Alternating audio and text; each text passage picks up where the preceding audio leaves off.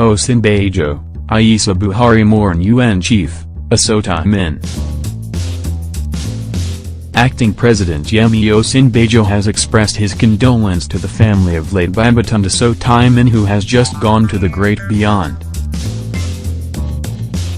Osotimehin was born on February 6, 1949 in Ogun State and graduated from University of Ibadan after he served the country as Minister of Health.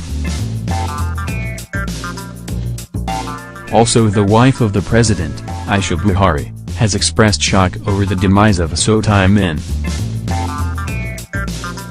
Acting President Yemi Osinbajo says he is shocked and profoundly saddened on the death of Professor Babatunde Osotimehin, Executive Director of the United Nations Population Fund, UNFPA, and a former Minister of Health.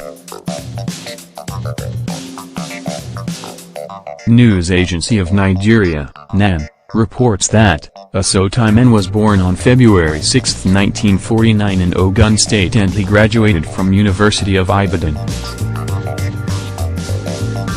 Osinbajo expressed his shock in a statement issued by the senior special assistant to the acting president on media and publicity, Laolu Akande, on Monday, June 5.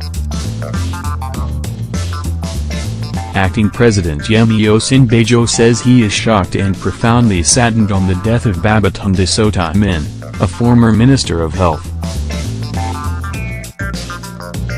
Osinbajo extended heartfelt condolences to late Osotimehin's children and entire family over the passage of their beloved father, grandfather and also an illustrious Nigerian. Acting President also commiserated with the staff of the UNFPA and the entire UN system on the demise of a very remarkable international public servant. He said the deceased served passionately, diligently and worked tirelessly at the global and national stages to reduce maternal mortality and promote universal access to reproductive health.